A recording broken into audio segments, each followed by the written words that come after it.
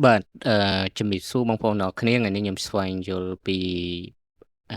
កូដរបស់ប្រព័ន្ធ Fire Alarm ក្នុងនេះខ្ញុំនិយាយពី Smoke ហើយនិង Heat កូដនេះកូដតាម VN ណា Reference របស់វាbelow នេះអានេះគេនិយាយពីកម្ពស់ណាបាទនេះអានឹងគឺគេនិយាយពីកម្ពស់ពីដានវាគិតពីប្លង់សេទៅវា3ម៉ែត្រកន្លះចុះខមbelow ហ្នឹងគេចង់និយាយថាពីខមពីដានមកគិតពីលើចុះមកខាងខមហ្នឹង3ម៉ែត្រកន្លះដល់ពេលគេនិយាយពីកលឹមទី2នេះគេនិយាយពី cover area មានន័យថាកន្លាផ្ទៃដែលវា cover ទាំងអស់ហ្នឹងវាគិតជាម៉ែត្រការ៉េអញ្ចឹងមិនមែនមានន័យថា smoke 100ទេអត្ថបទនេះខ្ញុំអានលើកទី1ខ្ញុំផន់ច្រឡំដែរណាគេនិយាយពី100ម៉ែត្រការ៉េសម្រាប់ smoke គេនិយាយពីម៉ែត្រការ៉េទេអានេះបាទដំបូងឡើយខ្ញុំច្រឡំថាវាជាចំនួន smoke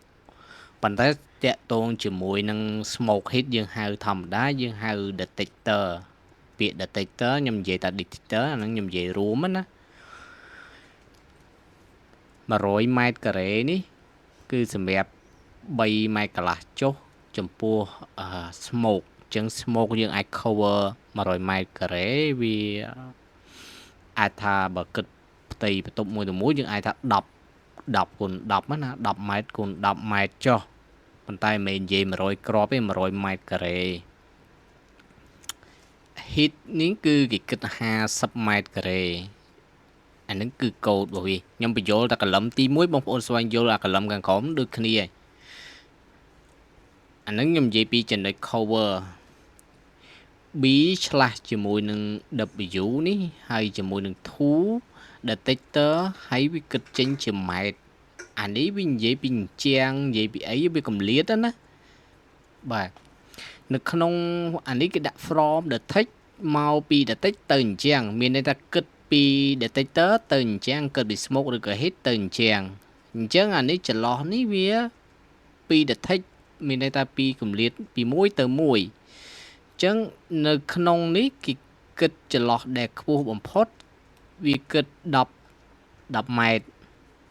មិន10 smoke ទេណា10ម៉ែត្រហើយសម្រាប់ heat នេះវា7ម៉ែត្រអានឹងចំណុចតាក់ទងជាមួយនឹងវា detect ចងាយប៉ុន្តែធម្មតាខ្ញុំនិយាយនឹងបន្ទប់វាទលាយណាអត់ជាប់អីទាំងអស់ទេប៉ុន្តែបើជាប់អញ្ចឹងទោះបី1ម៉ែត្រក៏ត្រូវដាក់មួយដែរយើងអត់គិតកលាទេព្រោះអញ្ចឹងបិទចិត្តណាឧទាហរណ៍បន្ទប់ទឹកចឹងទៅវាបើបន្ទប់ទឹកសាធារណៈយើងដាក់វ័យតែកងផ្លាក់គេទេ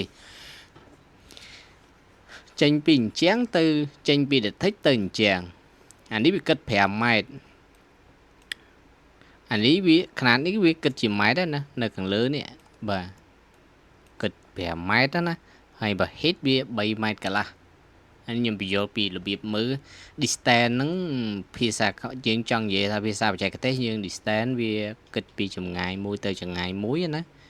បាទអញ្ចឹងអានេះមានន័យថាអាកលឹមខាងកដាលដែលខ្ញុំបញ្យល់មិញនេះគឺគិតពី detect 1ទៅ detect 1ហើយបើសិនជានៅក្នុងកលឹមចុងក្រោយយើងគិតចេញពី detect ទៅអញ្ចឹងចម្ងាយជុំវិញរបស់វានេះខ្ញុំមានមេរៀនក្រោយខ្ញុំនឹងបញ្យល់លម្អិតបន្ថែមទៀតតែខ្ញុំចង់បញ្យល់នេះគឺតកតងមួយកលឹមកូដមួយហ្នឹងអ